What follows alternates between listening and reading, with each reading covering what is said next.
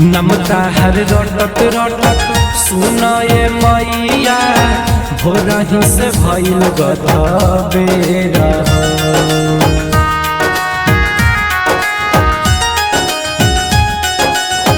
नमता हर रटत रटत सुनाए मैया भोरही से भइल गधा बेरा।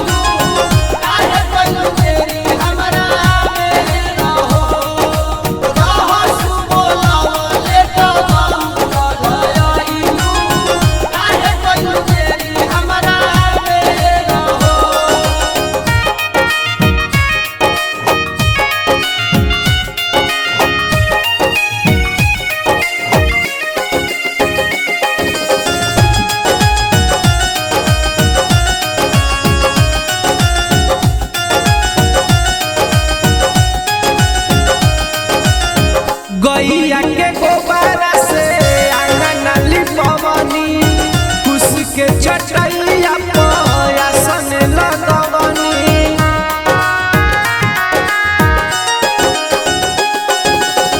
गैया के गोबारा से आंगन लिपवनी कुश के चटैया पयासन लगवनी। एक बेरी आई तू माई हमरो आंगनवा देती हम दुआर के घेरा।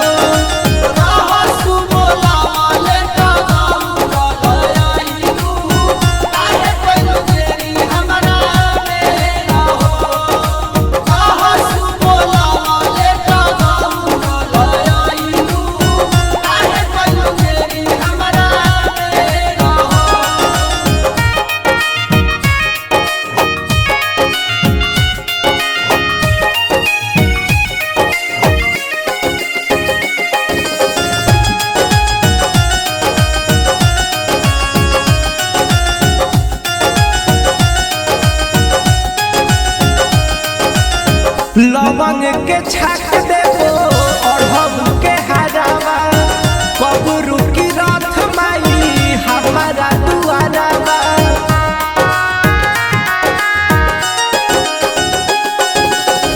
लवंग के छाक देबो अढ़ब के हरावा कबरू की रथ माई हमारा दुआरावा। गावे बिसलवा माई तोहरो भजनिया दे तू नजर तनी फेर हो।